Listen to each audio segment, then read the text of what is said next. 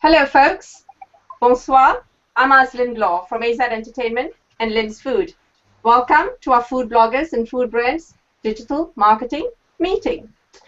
Now, my co-host, Michel Reibel, is over there in France. But before we get to him, let's meet our panelists. Now, panelists, we're going to get to the questions proper later on. But for now, if you can just tell us briefly who you are and where you are. Starting with, on my left, Chef Dennis. Hi, Lynn. Thanks so much for having us here. Michelle, it's good to see you, everyone. I am Chef Dennis Littley, and I am in Orlando, Florida, the Sunshine State. And happy to be joining you live via Hangout. Thank you, Chef. And next, I shall go in order. We've got David Amerland. Hello, Azlin. I'm really glad to be here. My name is David Amerland. I'm an author, consultant. I usually talk to large conglomerates on their social media and search strategy across different markets. And I'm really excited to see how this goes today. Yes, we are. Thank you, David. Over to Larry. Hi, folks. Larry Finellier. Originally from Trinidad, but right now I'm in Denver, Colorado, actually Longmont to be exact, and middle of the Hurl. Actually, the Hurl kicks off today. So I'll be joined by Mia Voss later on, and we'll be posting pictures and videos and all that good stuff. Excellent. Thank you for having me on here, Azlin. A pleasure. Excellent. Thank you for being here. Over to Martin, I think, who's got the best venue at the moment. Thanks, Azlin. Hello, everybody. I'm from the UK, as you can probably tell from my accent, but right now I am in Brazil on a worky vacation. So, yeah, you'll probably hear more about that. And you can probably hear music in the background from the hotel as well. But that's it. It's tough life. And it's great. Look at how the technologies bring us all together. From these different places. Absolutely, absolutely. I was going to say emphasis on the vacation, right, Martin? Do you know what? Don't get me started. No, I'm working very hard. I can see that. He's not convincing us. Righty-ho, thank you. And now we're going to go over to France to say hello to Michel and all his guests. Hi, folks. Thank you to be here. Thank you for watching us. I am Michel. As you know, I am a food blogger. Well, you are on the panel, of course.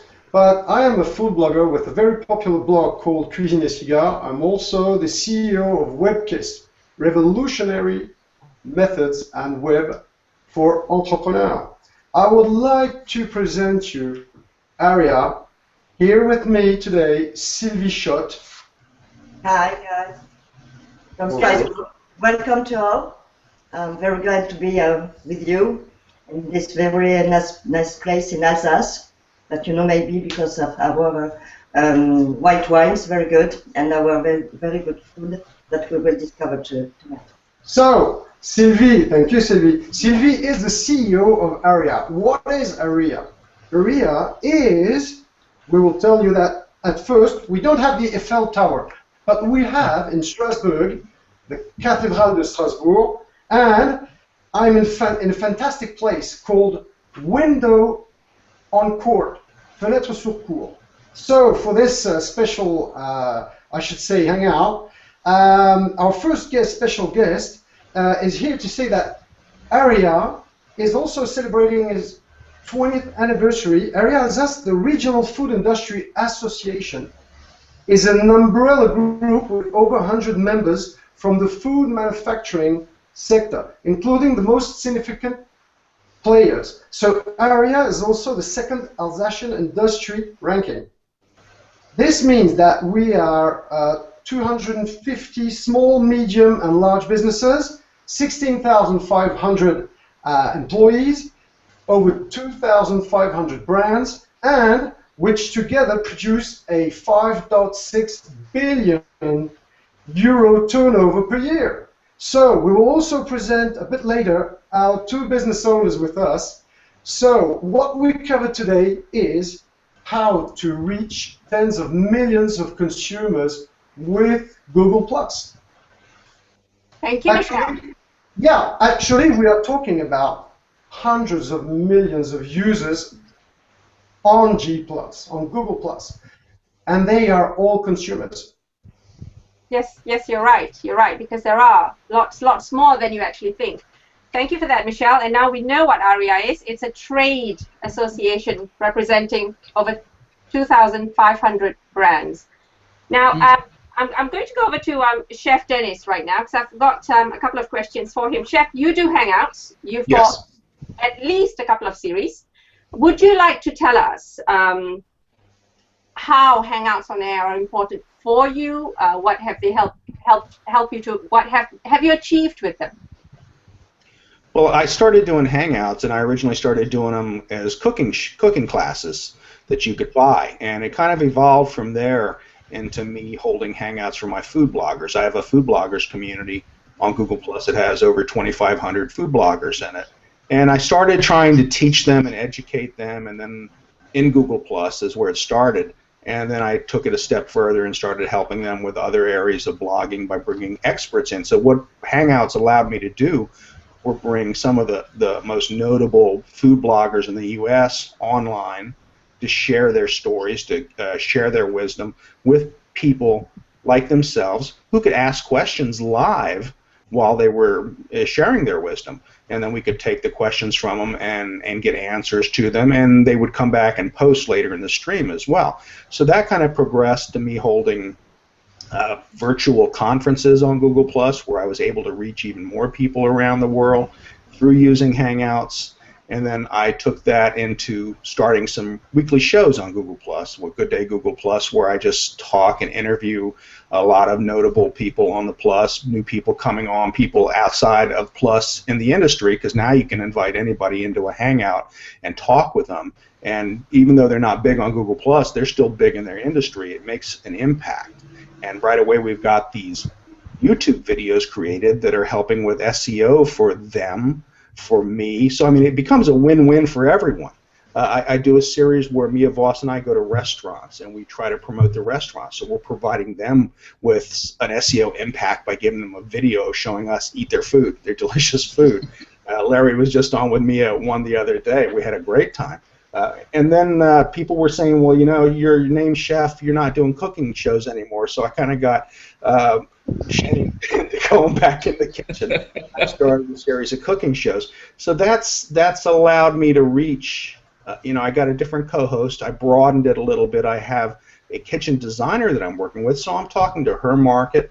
I've expanded my view there. She's talking to my market. She's expanded her view. And then we're just sharing things on there. So it's given us a whole new way of communicating, not just within our own little sphere of influence, outside of it, into the world. Absolutely. I'm a big fan of you around the kitchen table. As you know, I'm almost always there watching. Can you tell us, how do you see brands working with food bloggers via HOAs? Well, you know, 5 years ago, brands wouldn't have really thought about going to food bloggers to have them promote, to use them to promote their businesses. It was just, you know, or they were offering us a free box of cereal to write the post. Okay, and it was almost, you know, it was not, we were looking down on that, like, you know, really? That's what you think of us? But now the industry has changed, and I was just at a conference this weekend where they shared some pretty staggering results on how brands are now looking at food bloggers and how they're willing to pay us. It's no longer a trade. They're seeing the value. So I think we're at the beginning of this HOAs with brands as well. Right now, brands are a little confused about HOAs. They don't see the value of Google+. They don't really see the value of the HOAs.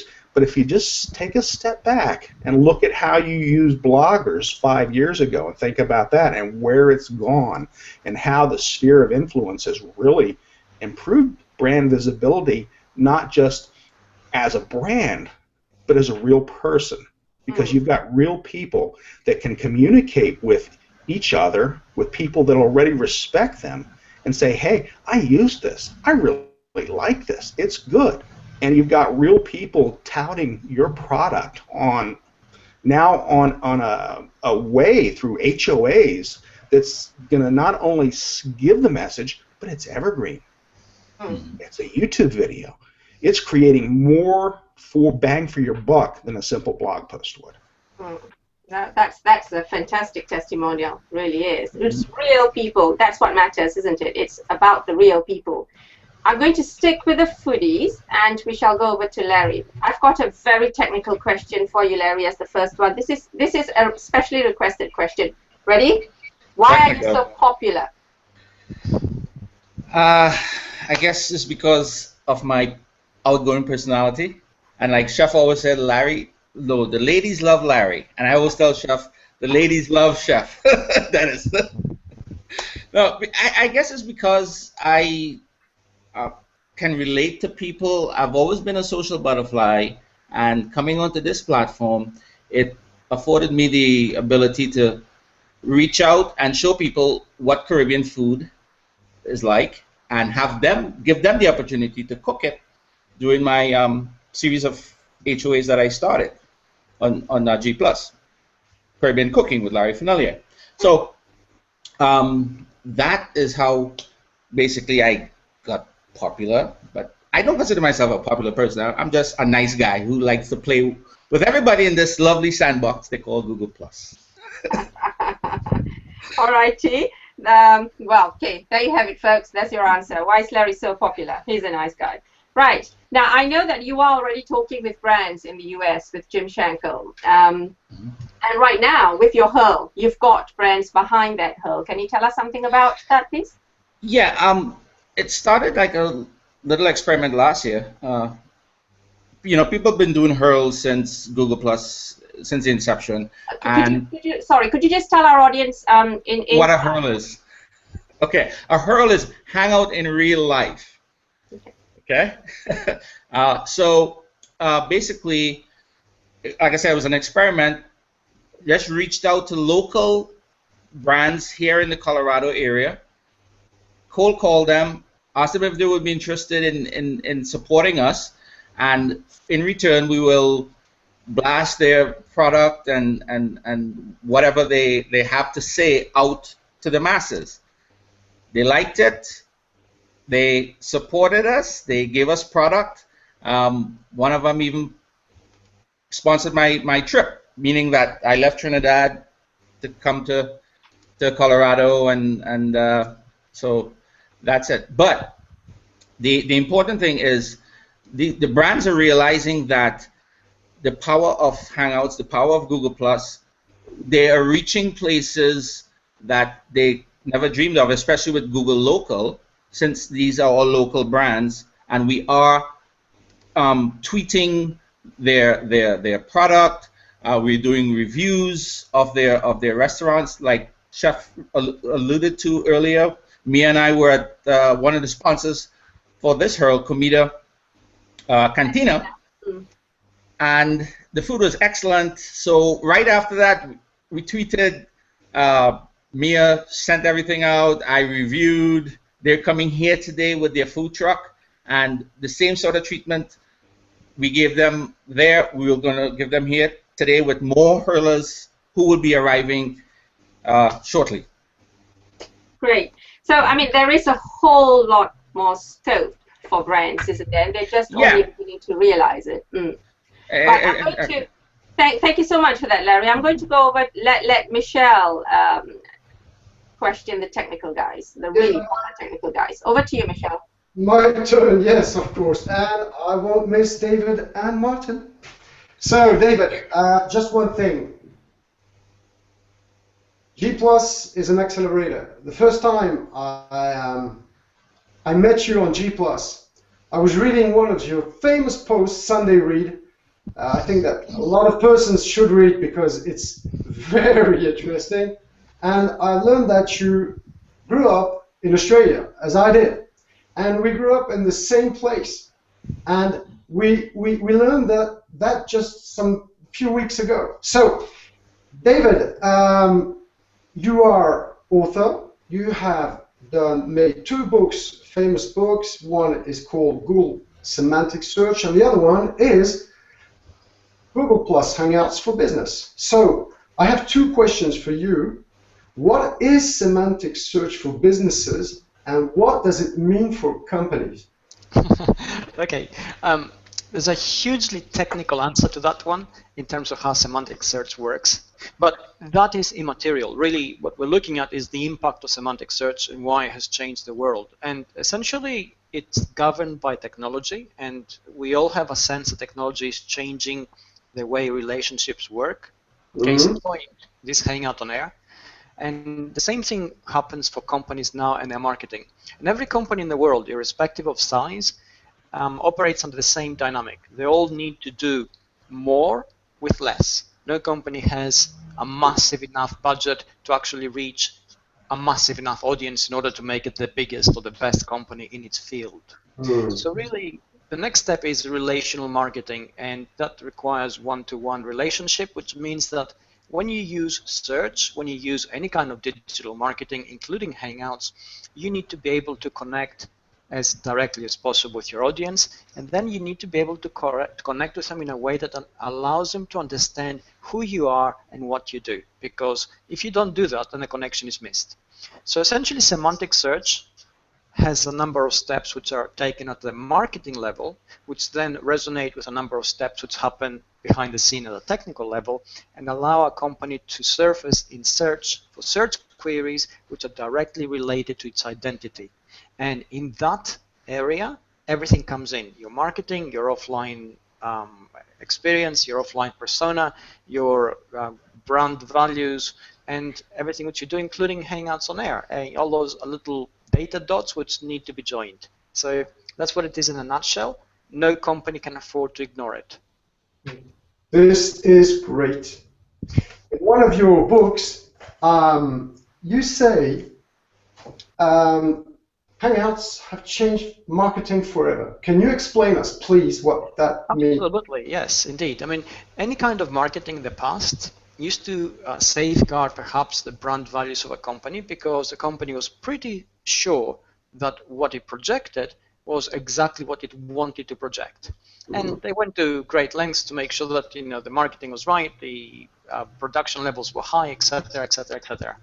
We come into Hangouts like this one, for instance, and suddenly, the best marketing in the world, the glitchiest production, the most carefully sort of controlled environment is left to chance now, because suddenly we have an audience which interacts with us both in lifetime, but also afterwards, asynchronously, and we can't control what they will say, what they will think. So we can tell them, hey guys, we're the best, and they can say, well, actually you're not. And here are the reasons why. Case in point, iPhone 6, right? The biggest and the best still, and it bends. So, and we have examples of that. And you can't hide that. This is the kind of thing that has companies running for cover. And Hangouts, when they're done right, allow consumers to suddenly connect with a company at a very human level, which is where you get the trust which you need in order for the transactional exchanges to take place, in order for a person to purchase your goods or your services and then tell their friends to purchase their goods and their services. If you don't have that kind of trust, if you're still tied into the traditional one-way kind of thinking where you say, hey, we're the biggest and the best, and the evidence is otherwise, then you're running into a world of trouble. Again, Apple, case in point, they've been wrong-footed for a month now with a number of things, including the latest iOS update, and they will have to gradually change in order to respond. David, thank you very much. And now it's time for Martin to meet our French friends. Martin, you are the founder of Plus Your Business, and you are also a curry fan. Huge curry fan. I'm not gonna fight with you about that. My two questions. Quickly, why did you set up the PYB Academy, and what does this mean for prospective clients? So, well, thank you for the intro. And why I set it up was actually to give some structure. And myself and David, David's one of the moderators and one of the top team there, and we've talked about this, is that Google Plus isn't necessarily what it seems. There's a lot more going on. And what we wanted to do is give a structure over 5 levels that showed people at the most basic level, it's the foundations of what I call the button clicking, how to get around the platform. And last year, Google and people at Google shared some of the content that I created around these topics. And I did it in a way which was, let's realize that nobody has to pay for this. This is the free stuff. Let's just have it in a package which makes it as easy as possible. So that's what we've got in the Academy as level 1. And then in fact, with the crew in this room, many of you guys are going through the Academy, and even the experienced, the ones not in, that are there. And the reason why is that together we can do something which enables people to learn Google Plus in a particular way, which is a way that is step-by-step, personal brand building, understanding how to use pages, how it relates to Google search, how to run communities, and all of these things we've done just step by step. So we've gone through level 2, we've got level 3 launching now, and then the next level's up, we'll start next year. So the reasons really are, I felt that there was a need for me not just to be producing bits of content, but to have a cohesive whole and for people to go on a journey. Because I don't know, David, Larry, Azlin, and Chef, we all know it's a journey. It really is. And what David's talking about with brands, it isn't something overnight. This technology right here now allows you to build trust, enables people to be engaging with you. You can have a look at the comment thread. We can be bringing those comments in, and we build relationships. And so I think I'll just add one extra bit for brands and people who are watching. It's not about having 10,000 people that you're connected with. If you look at Google Plus, or 100,000, or 1 million, if you look at Google Plus and you aim to build 100 quality relationships, and it could be the food bloggers community, or it could be the people who are into customer service or customer relationships, anything that's appropriate for you and your niche, that is what you need. Because when you have those relationships, the information will flow to them, they'll share it onto their networks, and it will spread out to 10,000, 100,000. It will surface in Google search the more appropriate engagement that you have, which has a tremendously long tail, which is very much how we've built Plus Your Business. And that approach means that you can go, okay, well, the aim here of being here is to build relationships. Give people content, give people experiences that they want to have if they knew, if they were available to them. And that's why it's a journey. Is it's very hard for someone to turn up in this space, in this ecosystem, and get it straight away. And myself and David and Larry and Chef were all supporting and educating people on how to use it within a particular context. Well, I think that, thank you, Martin. You also answered to my second question, so really I appreciate. And as David says, brilliant. You both are brilliant. So. Aslan, your turn, Aslan. I have two questions for you, please. So I know that we don't have much time. So quickly, Aslan, what is AZ Entertainment? AZ Entertainment is a page. AZ, not AZ. Entertainment is a page I started 2 or 3 months ago, basically to host all the shows, the various series that we've got. But because of technology like this, G+ technology, I've been able to connect with foodies from all corners of the world. Now, AZ Entertainment is no longer just me. AZ Entertainment is a team of food bloggers. Canada, South America, Australia, Japan, and everywhere in between. And, you know, that's what we do. We produce shows on books, on food, and on lifestyle. Does that answer your question? Thank you. I've looked at your statistics, and really, I was amazed. Why are your shows so successful? That's a real good question. Thank you, Michel. On G+, of course. On I think perhaps like everybody else on the panel here, it's because I love what I do. I love what I do on G+, whether it's being the manager of the Foodies Plus page and community or hosting and producing shows. And I think secondly, I think Chef touched on this. I am an ordinary person. My food bloggers are just your regular Joe. You know, we're not celebrities. We're in this for a start. We started doing it because we love doing it. We did it for fun. So I think our consumers identify with us for that reason alone. Jennifer Lopez having a bowl of cereal is sexy. But a bunch of kids eating their cereal and enjoying themselves is more believable for our consumers. So that's why people watch our shows. And we put a lot of work into each and every show, a lot of research. It may not look like it, but a lot of research. I mean, you may not think it, not that it doesn't look like it. A lot of research goes into each show because we're not just about the food. We are about the love behind the recipe, the culture behind the recipe, the story behind the recipe, and every new food blogger's got to be trained. We have countless technical tests and equipment check before the actual show itself. And then after the show is finished, we spend a lot of time talking to the consumers. So I think we develop brand loyalty. Our customers, our consumers, our viewers are loyal to us. So I remember one of your first shows of Save the Flavor. On the 18th of May this year, I was cooking, and the impact was amazing. I think that, I believe that Chef Dennis and Larry were in the audience, but what we did that night, and really, I love that. It was to connect Australia with California, you know, connect cultures. And that's what I said that night.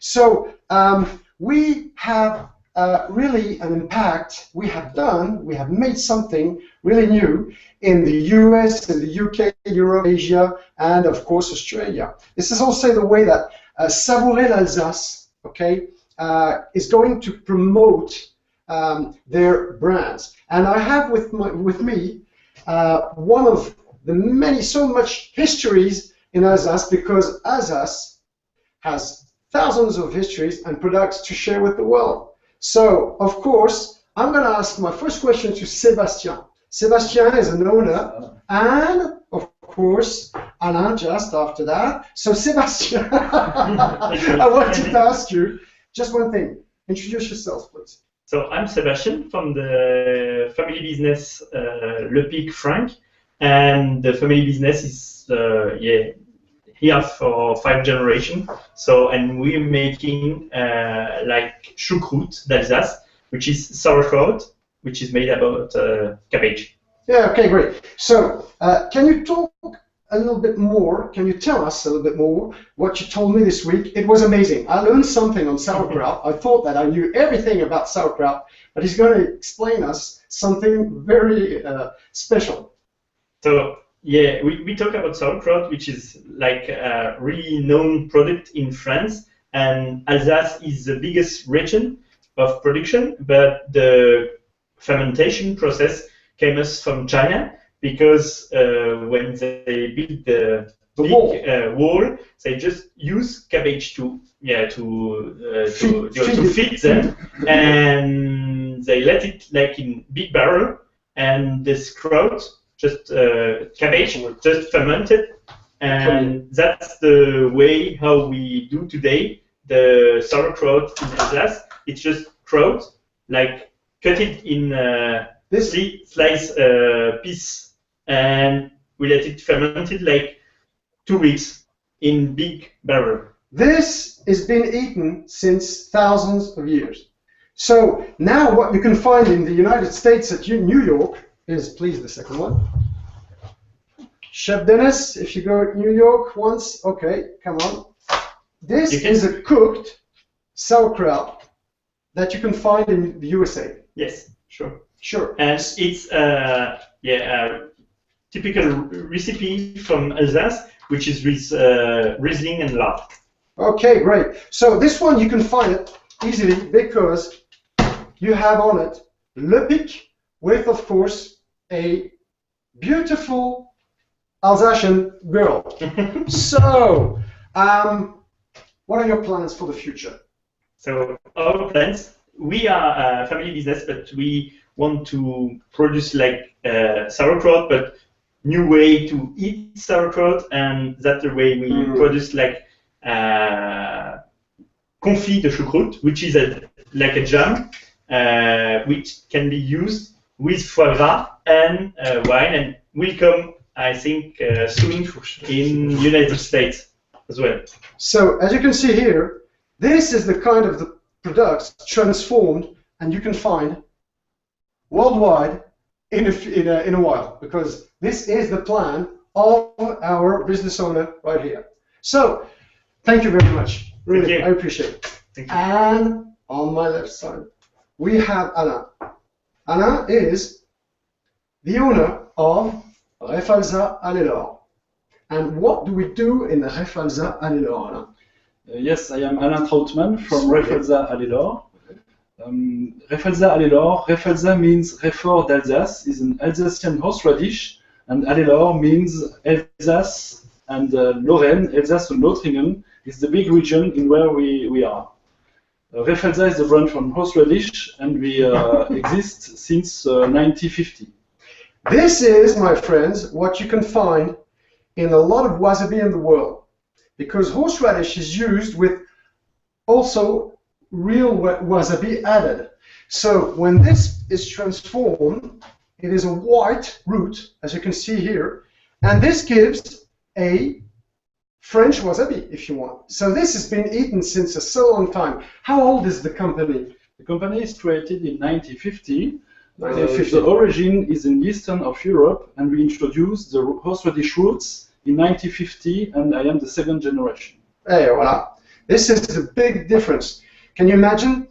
I learned that only less than 20% of companies worldwide can go through 40 or 50 years. So it's not really unusual. It is unusual to have business owners with a so big history behind. So what's your plan? I think that you have a special plan with your Japanese guys, right? You have named the name of the horseradish in France is French wasabi. You have named it for a few minutes. And we are developing a new product with mustard and with horseradish and with wasabi. This is called wasabi mustard. It's a green mustard with a strong mustard, with strong horseradish, and green color is very natural. And you must taste it to discover if the horseradish mustard is fresh. Is it fresh? So, my friends, if hangouts are valuable, it's because I can taste something that you can't find right now. This is new, very new. So this is a mustard. Ooh, spicy.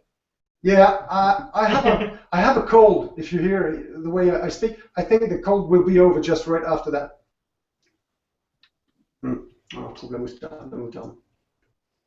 Good, very good. Liam, it's amazing. Hey, my friends, mustard and wow. So wasabi and mustard. You feel it? Oh yeah. I confirm it's great. Double whammy. You have both taste of mustard and wasabi in the same jar. Congrats. So, thank you very much, both of you. I know it's new for you, and me too. Also, the last thing, Azlin, please, can you bring us? Merci, Michel. Alain et Sébastien. Thank you all. To Aria, I'd like to say well done for taking this first step with us in encouraging your food brands to work with the food bloggers in such a revolutionary way. And I've got a message for you guys, for all you food brands. Look at me, je suis réel. Vos clients qui nous regardent sont réels aussi. Great. Oui? Yes. Oui, on a compris. So with us, our consumers learn so much while they're having fun because, you know, they're savoring it live. And thank you all for joining us today. I'd like to say a very special thank you to Chef Dennis, David Amelin, Larry Fanillier, and Martin Shervington for taking the time out from their very busy schedules to help us with this hangout. And the final word in French goes to Michel. Ladies and gents, thank you so much for watching us. Mesdames et messieurs, merci d'avoir pu partager ce moment avec nous qui est franchement exceptionnel. Aria Alsace viendra prochainement vers vous et vers ces messieurs pour annoncer des initiatives très innovantes. Bonsoir et à bientôt. Thank you so much. Bye bye.